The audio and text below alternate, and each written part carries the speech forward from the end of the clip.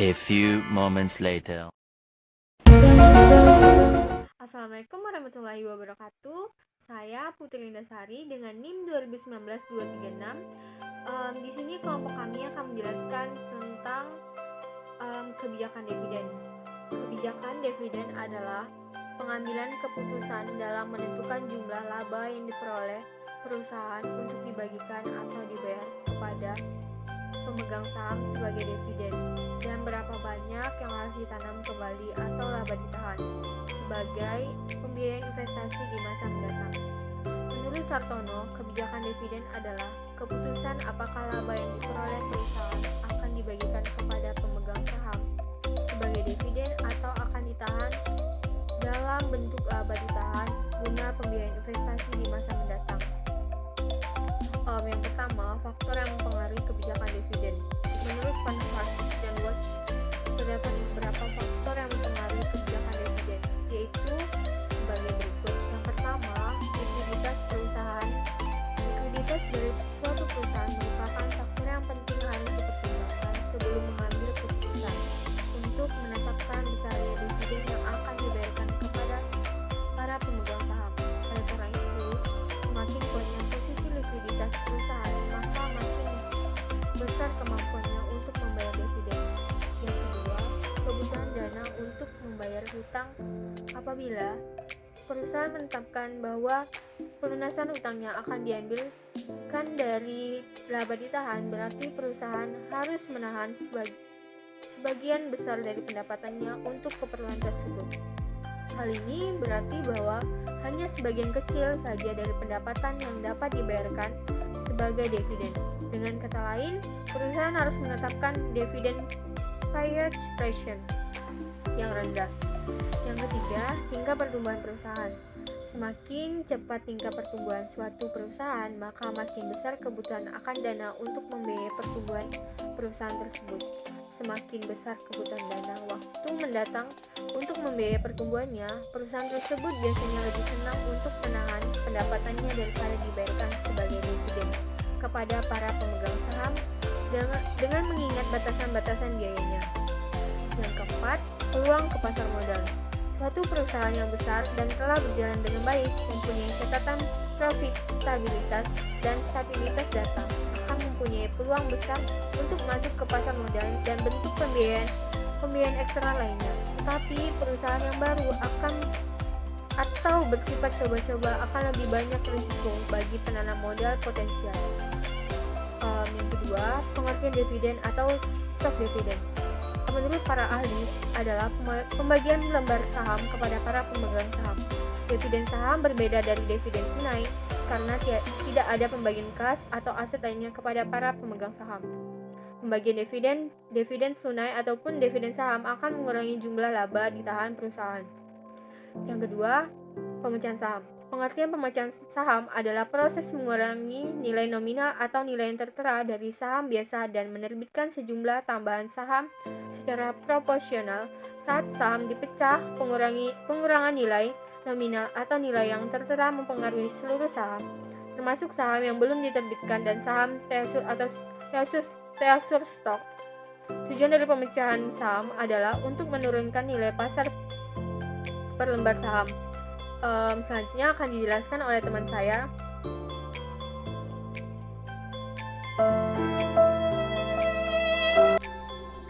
Baik, di sini saya akan melanjutkan materi, yaitu apa itu pembelian kembali saham. Pembelian kembali saham adalah transaksi di mana perusahaan membeli kembali sahamnya sendiri dari pasar. Perusahaan mungkin membeli kembali sahamnya karena manajemen menganggap nilai sahamnya berada di bawah harga pasaran. Perusahaan membeli saham langsung dari pasar atau menawarkan kepada pemegang sahamnya opsi untuk menenderkan sahamnya langsung ke perusahaan dengan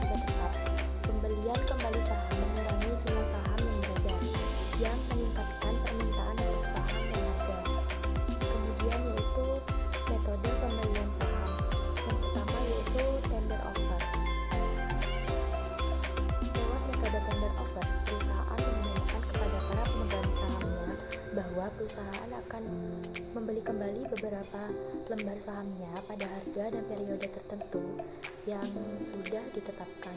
Pembelian kembali saham dengan metode ini dapat menaikkan kembali harga saham di pasar modal.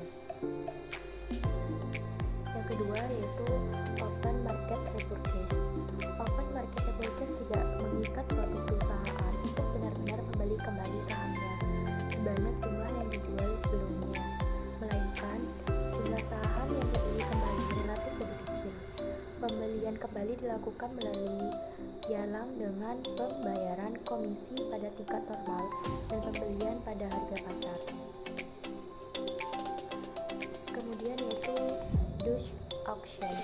Dalam metode ini, perusahaan menyebutkan range harga saham yang ditawarkan di mana para pemegang saham akan memiliki satu harga dan mereka tetapkan untuk menjual sahamnya. Kemudian yaitu cash conversion cycle. Sini saya akan menjelaskan definisi cash conversion cycle. Cash conversion cycle atau siklus konversi kas merupakan sebuah metrik yang menunjukkan waktu perusahaan dalam mengubah investasi dalam persediaan menjadi uang tunai. Siklus bunga memiliki formula mengukur jumlah waktu, hari, kemudian perusahaan menggunakannya untuk mengubah input sumber dayanya menjadi uang tunai. Bisa juga dikatakan bahwa cash conversion cycle atau CCC merupakan sebuah perhitungan untuk mengukur seberapa lama kas diikat dalam inventaris sebelum inventaris tersebut dijual dan uang tunai dikumpulkan dari pelanggan. Rumus siklus konversi kas adalah siklus konversi kas yaitu di sini sama dengan DIO plus DSO dikurangi DPO. DIO merupakan Days Inventory Outstanding, DSO merupakan Days Sales Outstanding, DPO merupakan Days Payable Outstanding. Dari rumus tersebut, siklus kas memiliki 3 bagian berbeda. Bagian pertama mewakili tingkat persediaan saat ini, serta berapa lama waktu yang diperlukan perusahaan untuk menjual persediaan tersebut. Tahap yang disebut sebagai Days Inventory Outstanding. Ini dihitung dengan menggunakan perhitungan persediaan hari ini. Kemudian yaitu menghitung cash conversion cycle. Seperti yang sudah disinggung sebelumnya, untuk menghitung CCC dilakukan dengan rumus DIO ditambah DSO dikurangi DPO. Maka kita bisa menafsirkan rumus tersebut menjadi 3 bagian. Bagian pertama menggunakan persediaan hari di mana kita mengukur terlebih dahulu berapa lama waktu yang diperlukan perusahaan dalam menjual persediaannya. Bagian kedua mengukur waktu yang diperlukan perusahaan dalam mengumpulkan uang tunai. Sedangkan bagian terakhir menghitung jumlah hari yang diperlukan perusahaan untuk membayar masuknya. Maka dari itu, cash conversion cycle merupakan siklus di mana perusahaan membeli persediaan, menjual persediaan secara kredit, dan mengumpulkan piutang kemudian mengubahkan menjadi uang tunai. Jika perhitungan DIO, DSO, dan DPO yang telah dibahas disatukan untuk menemukan hasil CCC, maka perhitungannya contohnya itu seperti ini. CCC sama dengan 18,25 ditambah 15,20 dikurangi 18,65 sama dengan 19,76. Jadi perusahaan A memerlukan waktu kisaran 20 hari untuk mengubah investasi kas awal dalam persediaan menjadi uang tunai. Kemudian yaitu tujuan menghitung cash conversion cycle. Adanya rumus CCC bertujuan untuk menilai seberapa efisien suatu perusahaan dalam mengelola modal kerjanya. Seperti halnya pada perhitungan arus kas lainnya, semakin pendek siklus konversi kas, maka semakin baik perusahaan dalam menjual persediaan. Sebab perusahaan memulihkan uang tunai dan penjualan sembari membayar uang tunainya. Mengukur CCC dapat membantu mengukur apakah manajemen modal kerjanya memburuk atau membaik, sebab perhitungan tersebut bisa menilai apakah siklus konversi kas merupakan perusahaan yang lebih normal dibandingkan dengan pesaingnya.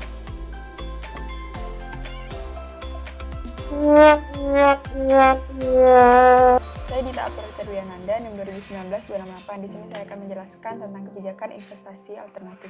Ada 3 kebijakan investasi alternatif, yaitu 1. Kebijakan modal kerja yang longgar adalah kebijakan yang menghendaki terjadinya kas, sekuritas, dan persediaan dalam jumlah relatif besar dan berupaya menggalakkan penjualan dengan kebijakan penjualan kredit yang longgar sehingga menimbulkan banyak piutang usaha. Yang kedua, kebijakan modal kerja yang ketat, yaitu kebijakan yang berupaya meminimumkan jumlah kas, sekuritas, persediaan, dan piutang usaha perusahaan. Yang ketiga, kebijakan modal kerja moderat. Di antara kedua kebijakan modal kerja yang ekstrim tersebut, terdapat kebijakan yang moderat. Kebijakan pendanaan aktiva lancar alternatif ada 3, yaitu pendekatan pencocokan waktu jatuh tempo, pendekatan relatif agresif, dan pendekatan konservatif. Pendekatan pencocokan waktu jatuh tempo atau likuidasi sendiri adalah suatu kebijakan keuangan yang mencocokkan waktu jatuh tempo aktiva dengan kewajiban. Strategi ini meminimalkan risiko perusahaan-perusahaan tidak mampu melunasi kewajiban-kewajibannya yang telah jatuh tempo. Namun pada kenyataannya, ada 2 faktor yang mencegah pencocokan waktu jatuh tempo menjadi sama persis, yaitu terdapat ketidakpastian pada usia aktif dan sejumlah ekuitas biasa harus digunakan, dan ekuitas biasa tidak memiliki waktu jatuh tempo. Yang kedua, perusahaan relatif agresif mendanai seluruh aktiva tetapnya dengan modal jangka panjang dan bagian dari aktiva lancar permanennya dengan kredit jangka panjang non-spontan. Garis putus-putus pada grafik mungkin dapat berada di bawah garis yang membatasi aktiva tetap, yang artinya bahwa seluruh aktiva lancar permanen dan sebagian aktiva tetap didanai dengan kredit jangka pendek atau posisi sangat agresif dan non-konservatif. Yang ketiga, pendekatan konservatif. Pada grafik terlihat putus-putus berada di atas garis yang menunjukkan aktiva lancar permanen, yang artinya bahwa modal jangka panjang digunakan untuk mendanai seluruh kebutuhan aktiva lancar permanen dan memenuhi beberapa kebutuhan pendanaan musiman. Perusahaan menggunakan kredit jangka pendek non-spontan dalam jumlah kecil untuk memenuhi kebutuhan puncaknya dan memenuhi sebagian kebutuhan musimannya dengan menyimpan likuiditas dalam bentuk sekuritas. Punggung bukti di atas garis putus-putus menggambarkan pendanaan jangka pendek, sedangkan lembah di bawah garis putus-putus menggambarkan kepemilikan atas sekuritas jangka pendek.